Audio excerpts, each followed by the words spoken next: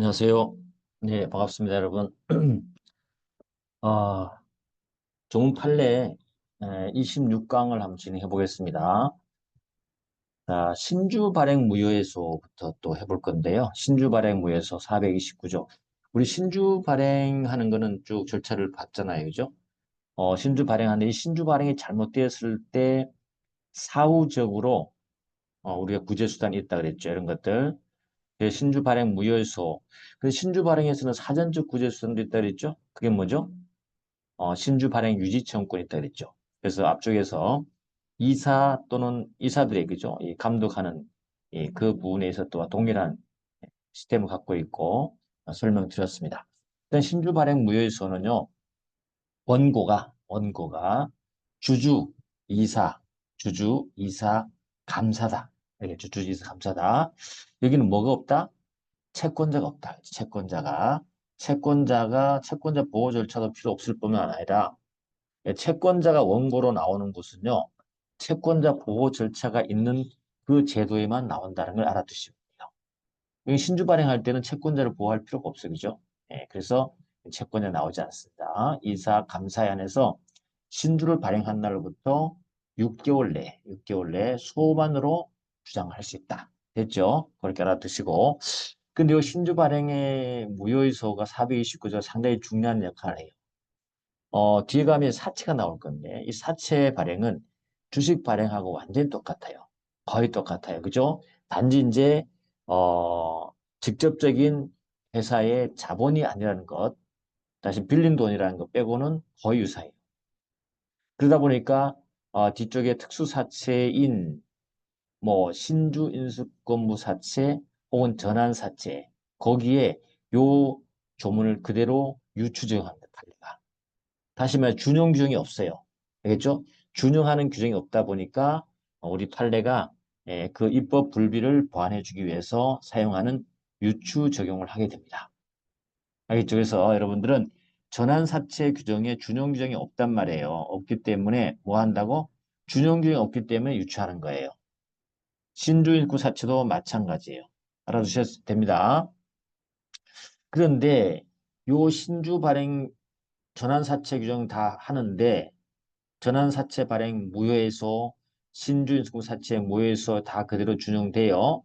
그런데 전환사채 부존재 확인서, 신주인수권부사채 부존재 확인서 뒤쪽에 가면 부존재 확인서가 생길 거란 말이죠. 부존재 확인서가 생길 때 이때도 동일하게 요 앞쪽에 요 내용은 그대로 유추됩니다. 그런데 요 6개월의 소기간 있죠. 이 기간만큼은 유추 적용되지 않아요. 왜 그렇죠? 부존재확인서는 성질상 언제나 누구든지 주장할 수 있는 게 부존재확인서잖아요. 그죠? 기간이 필요 없는 것이거든요. 그래서 요 6개월의 소만으로만 유추 적용하지 않는 거예요. 그런 것들이 지문에 나왔으니까 여러분이 확인을 해주시면 되겠습니다. 그렇죠? 됐네요. 자, 비교를 해본다면 뭐 기간 비교인데 이거는 여러 번 했습니다. 소재기 기간일 때 설립 무효소는 2년이다. 그렇죠? 그 다음에 주식 교환 무효소, 주식 이전 무효소, 신주 발행 무효소, 전환사채 발행 무효소, 감자 무효소, 합병 무효소, 분할 합병 무효소. 다 몇 개월이다? 6개월이다. 됐죠? 이렇게 한번 할 때마다 조문 밑에 있는 이 특징을 가지고 여러분들이 꼭 살펴주셔야 된다. 중요하다, 그죠? 중요하다. 그 다음에 6개월은 그렇고 2개월은 뭐가 있다 그랬죠? 주총의 결의 취소에서 부당 결의 취소 변경에서 그래서 주주총회 하자 관련 소송에서 거기에서 부존재나 무효 확인서는 아니에요. 그죠? 주총 결의 취소에서와 부당 결의 취소 변경에서만 그렇다라고 알아두시면 되고 그 다음에 주총 결의 무효 부존재는 어때요? 언제나 누구든지 주장할 수 있기 때문에 이거는 기간이 제한이 없다라는 걸 알아두시면 되겠습니다. 자, 그러면 감사는 신주 발행 무효예소, 합병 무효예소의 제기권이 있다 없다? 있습니까? 있죠. 있다. 그죠? 맞는 말이다. 자, 그 다음에 41번 가보시면 주식회사가 경영권 분쟁이 현실화된 상황에서 경영권이나 지배권 방어 목적이란 달성하기 위해서 제3자에게 신주를 배정했다. 우리가 뭐라 그랬어요? 무효 사유가 된다 그랬죠? 경영권 방어. 우리가 제3자에게 신주를 발행할 때는 어떻게 한다 그랬어요? 제3자에게 신주 발행할 때는 제3 신주 발행할 때는 신기술 도입, 그죠? 신기술 도입 혹은 재정 경제상 목적, 다시 말해 경영상 목적이죠. 경영상 목적이 있을 때만 가능한 거라 했죠. 그래서 경영권 방어나 지배권 방어는 돼야 안 돼요. 안 돼요. 만약 이를 위해서 신주를 발행한다면 무효 사유가 된다. 됐습니까? 무효 사유가 된다. 알아두세요. 무효 사유가 된다. 이렇게 해주시면 돼요. 그래서 요거 아니면 안 돼요. 그것만 알아두시면 된다. 됐습니다. 그렇게 하도록 하고요. 자, 넘어가셔서 43번 문제 한번 볼까요? 323페이지가 되겠습니다. 신주 발행 무효소에서 신주를 발행한 날부터 6개월의 출소 기한이 경과한 후에도 새로운 무효 사유가 있으면 추가 주장할 수 있을까요? 없을까요? 없어요. 출소 기한, 그 6개월을 둔 이유가 있잖아요. 그죠? 그 이후로는, 그 사유로는 다투지 말라는 얘기죠. 그렇죠?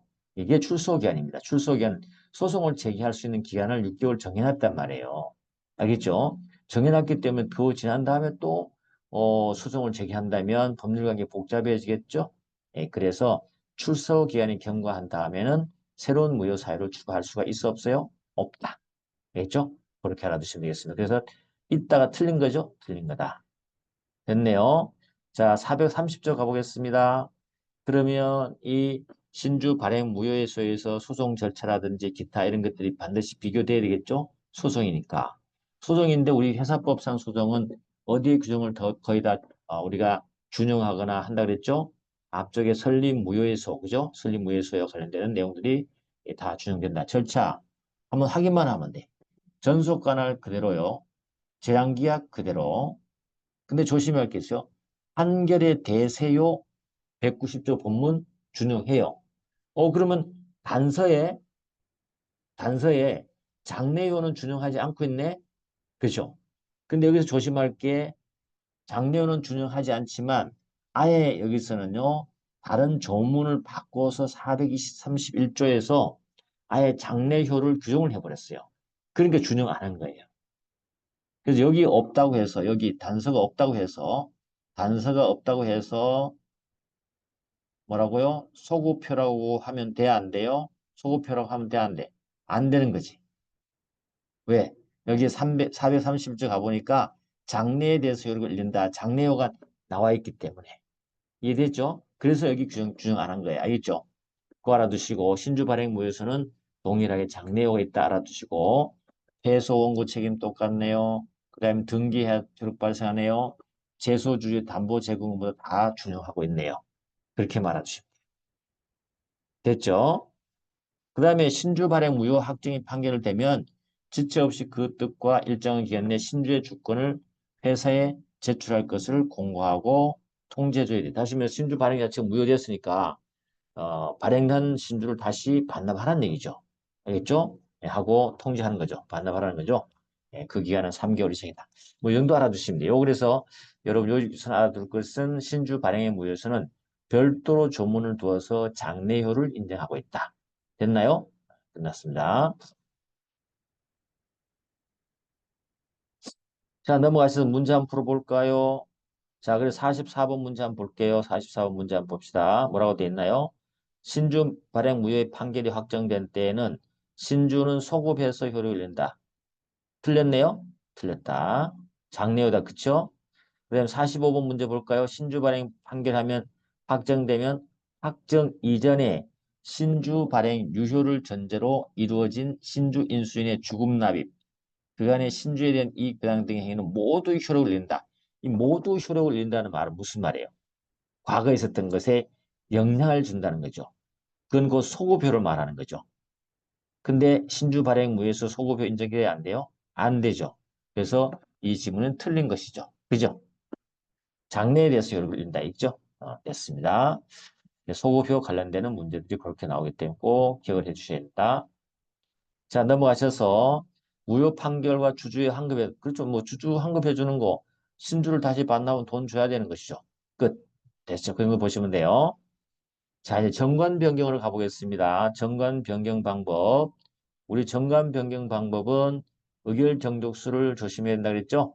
어, 정관 변경은 주총의 결의에 의한다. 그리고 변경에 관한 내용은요, 할 때는 주총의 소집 통지에 반드시 기재해야 된다. 이거 말아주십니다. 주총의 결의를 거친다. 그죠? 주총의 결의를 거치는데 이 주총 결의는 무슨 주총? 주총의 특별결의다. 주총의 특별결의다. 알았죠? 특별결의고 반드시 소집통지서에 기재를 해줘야 된다. 주총의 특별결의다. 소집통지서에 기재해줘야 된다. 알아주시면 돼. 특별결의라는 거 알아요. 여기 특별결의라는 게 내용이 없는데요. 밑에 조문에 가면 나와 있습니다. 알겠죠? 네, 그렇게 이해해 주시면 됩니다. 자, 내려가셔서 판례기출 한번 가볼까요? 4번 가보시면 정관 변경은 주총의 결의로 효력이 발생하고 정관 변경에 소고표를 인정하는 것은 허용되지 않는다. 그렇습니다. 정관 변경도 조문에 없지만 소고표 인정하지 않아요. 판례가. 정관 변경을 과거로 돌려버리면 말이 돼. 안 되지. 그 전에 그럼 정관을 믿고 했던 여러 가지 법률 관계가 꼬이게 되겠죠. 그래서 이게 법률 관계 불안정이라고 합니다. 이해되나요? 그렇다는 걸 알아두시고 그 다음에 정관 변경 내용이 등기사항이면 변경의 효력은 등기 시에 비로소 발생한다? 등기 시에 발생합니까? 정관 변경은 아닙니다. 주총의 특별 결의가 있으면 바로 변경된 거예요. 이건 등기와 관계없어요. 다시 말해 정관 변경은 등기가 효력 발생 요건이 아니에요. 끝. 됐다. 자, 그 다음에 나왔잖아요. 정관 변경은 어떻게 한다? 아까 주총의 결의를 거친다 그랬죠? 그 결의는 특별 결의를 말한다. 출석한 주주의 의결권의 3분의 2 이상 수하고 발행 주식 총수의 3분의 1. 이거 뭐 여러분 너무 잘하는 거죠? 특별계정족수. 그래서 3분의 2, 그 다음에 3분의 1, 발행 주식 총수의 3분의 1. 됐나요? 여기는 조항을 다른 데 다 이렇게 준용을 하고 있죠. 그럼 요게 나왔을 때 여러분 항상 생각할 것은 우리 회사법상, 주식회사법상 제도에서 주총의 특별 결의를 요하는 것들이 어떤 게 있는가를 우리가 알아주는 게 중요하죠. 그렇죠? 그런 것들이 시험에 나와요. 묶어놓고. 뭐 예를 한번 연습을 한번 해볼까요? 다음 주총의 특별 결의 사항으로는 이사 또는 감사의 해임이다. 맞네. 이사 감사의 해임 우리 특별 결의 거치는 거 맞네. 그죠? 근데 이사 감사 선임은 뭐라 그랬어요? 비교 바로 생각나야 된다 그랬죠? 선임은 뭘 한다? 보통결이다. 알겠죠? 보통결이다. 이해됐어요? 보통결이다. 그 다음에 청산인의 선임은 뭘까요? 이거는 보통결이에요.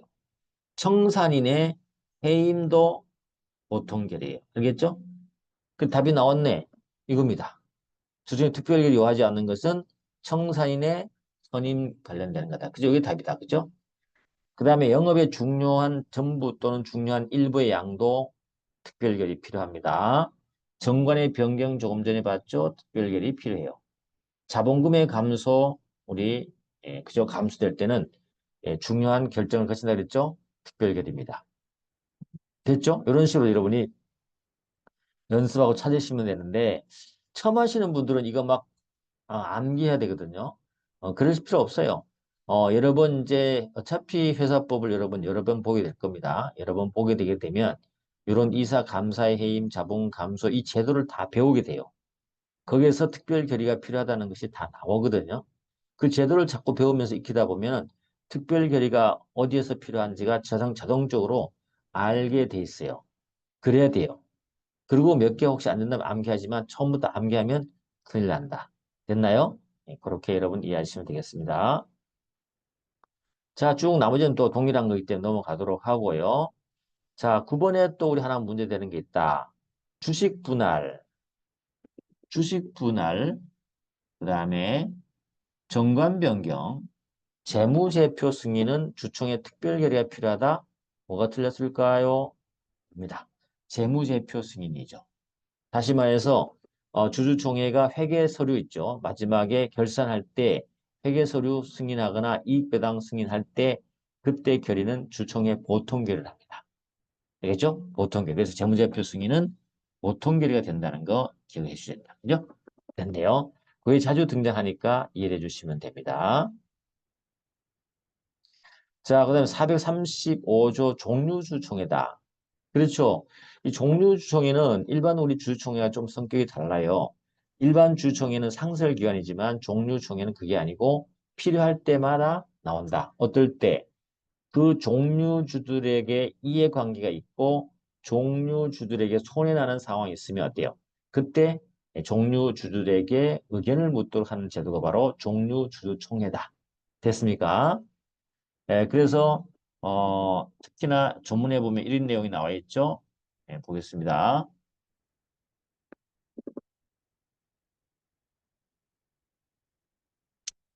어, 1항 가보시면 정관을 변경함으로써 어느 종류 주식의 주주에게 손해를 미치게 될 때 주주총회 결의 외에 종류 주식 주주의 총회 결의가 있어야 한다. 종류 주식 주주의 총회 결의가 있어야 한다. 알겠죠? 언제? 손해가 미치게 돼. 손해 미칠 때. 그리고 그 의결 정족수는 우리 아까 주주총회의 특별 결의 정족수와 똑같아요. 출석한 의결권의 3분의 2 상수와 종류의 발행주의 총수 얼마? 3분의 1 상수. 알겠죠? 의결권은 똑같다. 물론 주총에 관한 규정은 의결권 없는 종류 주식에 관한 것을 제외하고는 주총의 걸 준용한다. 이 말은 무슨 말이냐면 이 말 뜻을 잘 알아둬야 돼요. 다시 말해서 의결권 없는 종류 주식은 원래 주총회에 참석할 수 있어 없어요? 없지요. 그렇죠? 없는데 여기 종류 주총회에서는 의결권 없는 종류 주식도 종류 주식이기 때문에 주총에 참여할 수 있습니까? 있다.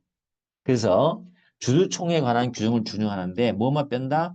의결권 없는 종류 주식은 참여할 수 없다는 그 조항은 빼고 우리가 준용한다는 뜻이에요. 이해됐나요? 네, 그렇게 알아두시면 되겠습니다. 자, 가보시겠습니다. 문제. 나머지는 조문 문제니까 그냥 똑같아요. 보세요. 11번 한번 볼까요? 회사가 주총회 결의사항에 대해서 의결권이 없거나 의결권이 제한되는 종류 주식을 발행하는 경우에 그 종류 주식을 보유한 주주는 종류 주주총회에서는 의결권을 행사할 수 있다? 맞습니다. 알겠죠? 이럴 때는 의결권이 살아난다. 이걸 우리가 부활한다 그래요. 자, 준용해 볼까요? 주식의 종류에 따라 특수하게 정하는 경우와 회사의 분할 합병, 주식 교환, 주식 이전, 회사 합병을 해서 만약에 어느 종류의 주주에게 손해를 미치게 되잖아요. 그때 주주총회, 종류총회를 개최해야 된다.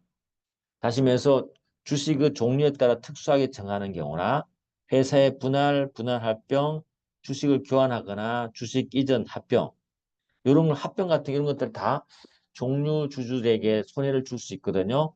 이럴 때는 종류총회를 개최해야 된다. 그런 말이야. 됐네요. 자, 그 다음에 가보겠습니다. 자본의 감소다. 우리 자본 감소는 특별한 엄격한 절차를 거쳐야 된다 그랬죠. 자본의 증가에 대해서는 우리가 굉장히 좀 완화되어 있어요. 자본의 증가는 어떤 걸 말한다 그랬죠? 대표적으로 신주 발행을 우리가 자본의 증가, 증자 발행이라고 그런다 그랬죠? 그래서 우리 신주를 발행할 때 누가 결정했습니까? 정관에 별도로 규정이 없으면 이사회가 결정한다. 그렇죠? 이사회 결정하도 되겠다.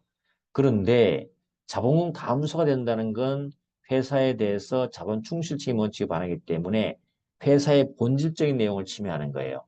그렇기 때문에 굉장히 엄격하게 통제하는데 그 엄격 통제가 바로 주주총회 특별 결의를 말하는 거예요. 알겠죠? 이게 바로 주주총회 특별 결의라는 겁니다. 알겠죠? 됐다. 그래서 자본 감소는 주총회 특별 결의다. 근데 항상 시험에 비교되면서 나오는 게 하나 있다. 뭐다? 결손 보존을 위한 자본금을 감소시키는 거는 이거는 굳이 특별 결의까지가 필요 없어요. 새로운 어떤 결손을 보존시켜주는 이 법정 준비금이나 그죠? 이런 부분 자본금 감소에 대한 결손 보존을 위해서 혹은 이렇게 엄격한 어떤 우리가 자본 충실이라기보다도 회사에 해를 주지 않을 수 없는 어떤 그런 상황에서는 예외를 줄 수밖에 없는 거죠. 결손 보전을 위해서 자본금을 감소시킨다. 그거는 보통 결의로는 충분히 가능합니다. 그걸 너무 어렵게 하게 되면 결손 보전을 할 수 없는 상황도 벌어질 수 있잖아요. 그렇죠? 그래서 완화시켜놨다. 이거는 무조건 감소시키는 것이 아니고 뭔가 회사의 필요에 의해서 조정을 거쳐야 되는 상황이기 때문에 그럴 때는 주총의 보통 계류도 충분하다. 너무 엄격하면 안 된다. 그죠? 그래서 여러분들은 이제 기억을 해 두셔야 되죠. 결손 보존을 위한 자본 감소는 맞는데 결손 보존을 위한 자본 감소는 주총의 보통 계류를 거치면 된다. 됐나요? 그 다음에 자본 감소에 관한 의안의 주요 내용은 당연히 소집 통지서에 알려줘야 되겠죠? 네, 그렇습니다. 그 정도. 자, 넘어가셔서 그러면 2번 문제를 한번 풀어볼까요? 2번 문제. 자본금 감소는 정관 변경 사항은 아니지만 그렇죠. 우리 주식회사의 정관에 자본금이라는 것이 절대적 기사로 나와 있나요? 없어요. 그럼 다시 한번 기억을 환기시켜 볼까요? 자본금이 정관의 절대적 기상으로 있는 회사는 어떤 회사가 있을까요? 요거는 유한회사와 유한책임회사죠. 알겠죠? 유한책임회 둘인데 유한회사가 좀 더 자본금에 대해서 명확하게 규정하도록 돼 있다. 이렇게만 알아두시면 될 것 같고 그럼 주식에서는 없다. 그래서 자본금이 감소된다 하더라도 정관 변경을 할 필요 있어 없어요? 없다. 그렇지만 채권자나 누구의 권리가 침해될 수 있어요. 주주의 권리가 침해될 수 있겠죠? 그들의 권리를 보호하기 위해서 요건을 엄격히 한다. 그리고 어느 경우에나 요거 중에 이제 함정이죠. 어느 경우에나 정관병에 준하는 특별계를 필요로 하므로 출석한 주주의 의결권의 3분의 2 상수와 발행주 3분의 1 수로 해야 된다. 뭐가 틀렸을까요? 어느 경우에나 주총의 특별 결의가 틀린 거예요. 우리 아까 자본 감소는 두 가지가 있다고 했죠. 일반적인 자본 감소가 있고 결손 보존을 위한 자본 감소가 있다고 했죠. 이 결손 보존을 위한 자본 감소에는 그죠? 주총의 보통 결의로 가능하다 했잖아. 그죠? 그렇기 때문에 예외가 있는 거죠. 그런데 어느 경우에나 했기 때문에 틀린 거예요. 문제 굉장히 어렵게 나왔었죠. 그죠? 예, 그래 그걸 꼭 알아두셔야 된다. 나머지 여러분 보시면 돼요. 자, 4번도 조금 어렵다보다도 한번 풀어보면 자본 감소는 주식의 액면가를 감행하거나 그렇죠. 액면가를 줄이면 되겠죠. 또 발행 주식 수를 줄이면 되겠죠. 그렇죠. 자본금이 줄어들겠죠. 이럴 때 주식의 액면가를 감행할 때는 정관의 변경이 필요하지만 발행 주식 수를 감소시키는 방법일 때는 정관의 변경이 필요 없다. 이렇게 돼 있어요. 맞죠? 그럼 정관의 절대적 기상을 떠올리셔야 돼요. 정관의 절대적 기상을 봐보시면 주식회사에서 어떻게 한다 했어요? 액면가, 그죠? 주식의 액면가가 정관의 절대적 기상이에요. 그리고 발행할 주식의 종수, 그 다음에 발행하시면서 설립 시에 발행하는 주식 총수 이런 건 나와 있지만 그냥 발행 주식 수라는 건 없어요. 정관의 절대 그죠? 예, 그렇기 때문에 여기 발행 주식 수는 정관의 변경이 필요 없는 거죠. 맞는 말입니다. 이 질문 맞는 말이 알겠죠? 알아둔다. 자, 439조 가봅니다. 자본 감소 방법 어떻게 하느냐? 자본 감소 결의에서는 감소의 방법을 정해야 된다. 어떻게 할 것인지 그 주총의 특별 결의에서 정해야 된다. 2항 자본 감소의 경우는 채권자 이의 절차를 준용한다. 다시 말하면 감소할 때 누구 보호? 채권자 보호가 필요하다. 다만 뭐는 필요 없다? 결손 보존을 위한 자본 감소에서는 채권자 보호 절차가 필요 없어요. 이건 채권자를 해야 하는 게 아니에요. 아까도 봤지만 자 결손 보존 자본 감소 두 가지입니다. 채권자 보호 절차가 필요 없다. 그리고 어, 주총의 보통 결의로 가능하다. 됐습니까? 네, 그걸 알아준다. 그 다음에 사채권자 이익을 제기하려면 당연히 사채권자 집회 결의가 있어야 된다. 그리고 기간을 연장할 수 있다. 뭐 그렇게 보시면 됩니다. 자, 그 다음 넘어가도록 하겠습니다.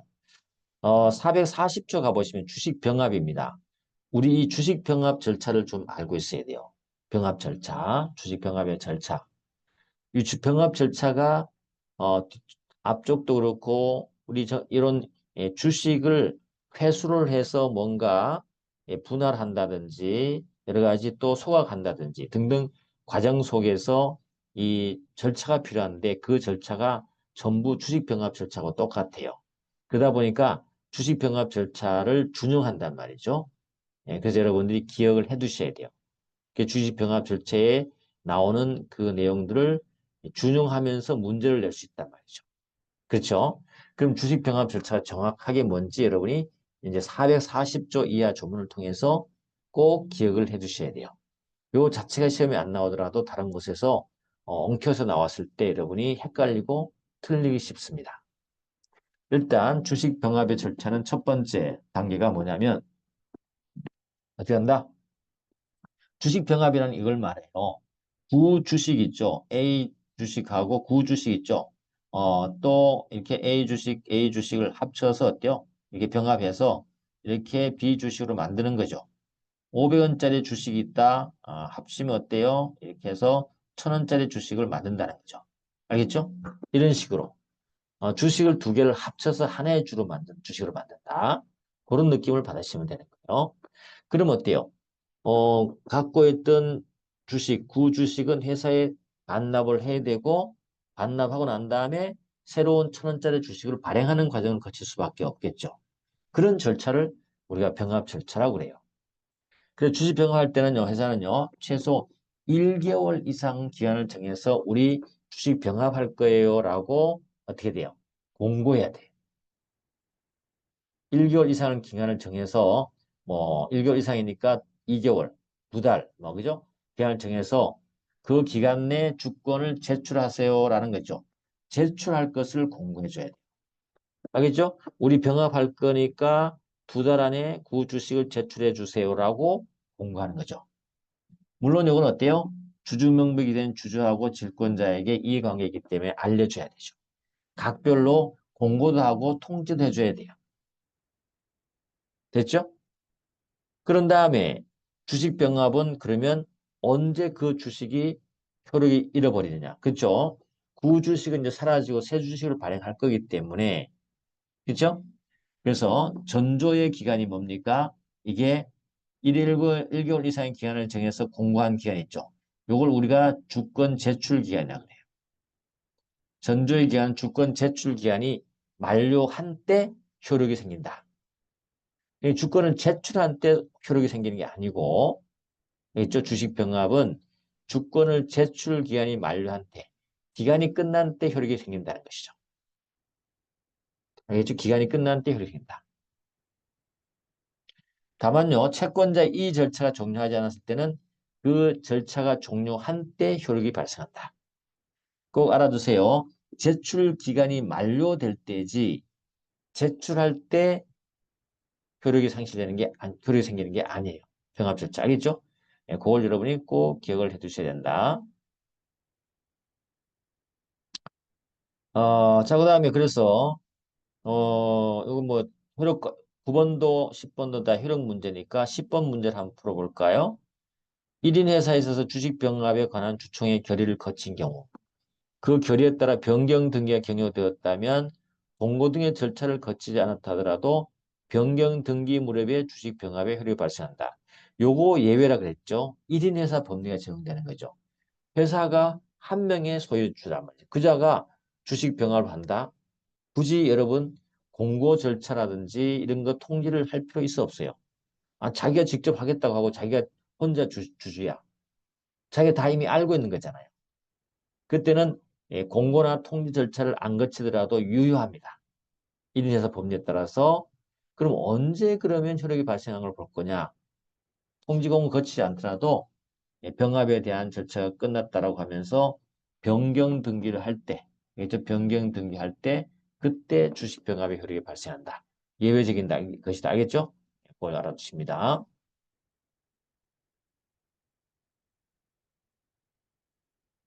자, 넘어가셔서 이제 뭘 해야 됩니까? 신주를 줘야 될 거 아니야. 자, 구주식 제출하고 그다음에 주식의 효력이 상실되는까지 다 배웠어요. 자, 병합이 되는 그 시기까지 배웠어요. 이제는 어때요? 새로운 주식을 교부해 줘야 되겠죠. 그죠? 그럼 만약에 그냥 신주에게 교부해주면 되는데 문제가 생겼다. 구주권을 제출한 자에게는 신주를 교부하면 되는데 구주권을 제출할 수 없는 자가 있을 수 있다는 거죠. 있을 수 있죠. 문제가 있을 수 있어요. 구주권을 회사에 제출할 수 없는 자가 있을 수 있어요. 왜냐하면 주식을 분실하거나 잃어버릴 수 있잖아요. 잃어버리고 내가 지금 갖고 있지 않잖아요. 그랬을 때 제출할 수 없는 자가 있을 때 이럴 때는 회사는 그 자의 청구에 의해서 3개월 이상 기간을 정하고 혹시 이 부주에 대해서 이해관계 있는 자가 이의가 있으면 예, 그 뜻을 제출하세요라고 공고해야 돼요. 3개월 이상. 그 3개월이 이 기간이 지나잖아요. 그러면 그냥 신주 인수권 누구에게? 청구자에게 주면 돼요. 교부해 주면 돼요. 이해됐죠? 물론 공고 비용은 청구자가 예, 규칙이 있습니까? 잃어버렸다든지 그런 규칙이 있기 때문에 그자가 부담을 하면 돼요. 이런 예가 있다겠죠? 그럴 수 있다는 거 알아두시고. 그 다음에 단주처리다. 단주처리는 딱딱 병합하면서 몇 주를 주겠다는 숫자가 딱 떨어지면 되는데 떨어지지 않는 것들이 있더라는 거죠. 그럴 때는 어때요? 그 떨어지지 않는 부분을 쪼개서 주기가 어렵단 말이죠. 그래서 그걸 아예 때 경매를 해서 팝니다. 팔으면 금액이 나오잖아요. 금액은 나눠줄 수 있잖아요. 그죠? 예, 그런 걸 우리가 단주처리라. 그래서 병합에 적당하지 않은 수의 주식이 존재한다. 그럴 때는 병합에 적당하지 않은 부분에 대해서 발행한 신주를 어떻게 한다? 경매한다. 경매해갖고 각 주식 수에 따라서 대금을 종전에 주주에게 지급하면 돼요. 물론 이거는 거래소에 있는 주식은 거래소를 통해서 해야 됩니다. 만약에 거래소 시세가 없는 주식이다. 비상장 주식 같은 게 있을 거 아니에요. 거래소 시세가 없는 주식이 있을 거 아니에요. 그건 어때요? 공정하게 하려면 누가 개입해야 된다? 법원이 끼어들인다. 법원의 허가를 얻어서 경매 외 방법으로 매각해서 그 금액을 나눠준다. 됐죠? 자, 단주 처리는 두 방법을 생각해 볼 수 있다. 하나는 거래소에 시세가 있으면 그냥 경매에서 나눠주면 된다. 근데 거래 시세가 없다. 그럴 때는 어떻게 한다? 그때는 법원의 허가를 통해서 경매 아닌 방법으로 매각할 수가 있습니다. 됐죠? 그렇게 알아주시면 되고. 자, 이렇게 우리가 뭘 했냐면, 여기에 바로 우리가 자본이 감소되는 절차를 했어요. 병합 절차까지. 그래서인데, 이런 자본 감소 절차가 만약에 무효의 사유가 있다. 그러면 무효소를 제기할 수 있죠? 제기할 수 있습니다. 근데 감자의 무효소는요, 원고를 가보겠습니다. 주주, 당연히 이사, 감사, 청산인, 화상관제인 다 가능해요. 근데 채권자가 어떻게 할 거냐 말 거냐인데 우리가 자본이 감소될 때 무슨 절차를 거친다 그랬죠? 채권자 보호 절차를 거친다 그랬죠. 그렇기 때문에 어때요? 자본 감소를 승인하지 아니한 채권자도 어떻게 된다? 원고가 될 수 있는 거죠. 이 자본 감소 절차는 무효이다 라고 주장할 수 있단 말이죠. 그죠? 언제까지? 자본 감소로 변경 등기가 된 날부터요. 변경 등기가 된 날로부터 6개월 내 소만으로 주장할 수 있어요. 이해됐죠? 예, 그렇게 소송을 된다. 그래서 감자무효소에 있다. 자, 감자무효소에서 우리가 놓치지 말아야 될 게 있다. 소송 절차와 관련해서 장래효 무효, 자, 장래효냐 소급효냐 이게 문제 될 수 있는데 감자의 무효소는요 소급효가 적용됩니다. 그래서 앞쪽에 이런 얘기 해준 적 있습니다. 감자의 무효소와 그죠? 감자의 무효소와 주주총회 결의 취소, 결의 하자에 관련된 소송 요 두 가지는 어떻게 한다? 효과가 과거로 돌아가서 어때요? 소급해서 적용된다. 소급효가 인정됐다. 그거 알아주셔야 돼요. 그죠? 그게 하나 감정무효소가 되겠습니다. 그래서 판례기출 보시면 주총의 자본감소 결의에 취소 또는 무효의 하자가 있다고 하더라도 하자가 극히 중대해서 자본감소가 존재하지 않은 정도에 이르는 등의 특별한 사례가 없는 자본감소의 효력이 발생한 후에는 자본감소의 무효에 의해서만 다툴 수 있다. 그렇죠. 이거 항상 꼭 알아두셔야 돼요. 다른 데서도 마찬가지입니다. 거의 똑같이 적용되는 하나의 법리인데 우리가 자본 감수하려고 그러면 뭐 한다 그랬어요? 주총의 특별결을 거친다 그랬죠. 그렇죠? 특별결을 거치고 가잖아요. 그런데 이게 뭔가 잘못돼서 우리가 감자 무효의 소를 제기한단 말이죠. 그랬을 때 무효소 다투기 전에 주총의 특별결의 이 자체를 다투어야 되네 이 말이에요. 우리 판례 입장은요. 이 자체가 정말 무효의 사유에 해당된다든지요. 극히 중대한 극히 중대한 사항이 아니라면 별도로 다툴 필요 없이 어때요? 무효의 소에 흡수된다.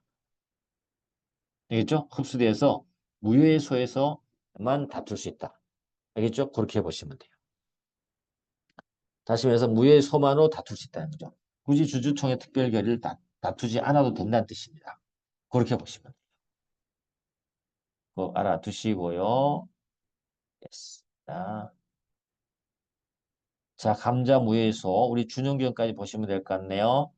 전속관할 재량기각 판결에 대세요. 이거 나왔네요. 판결에 대세요. 본문만 있네. 단서를 준용 안 해요. 그렇다는 얘기는 장래요를 준용하지 않는다는 거네요. 그럼 어떻게 돼요? 소구표가 있다는 거지. 됐죠? 그런 뜻이에요. 나머지 똑같아요.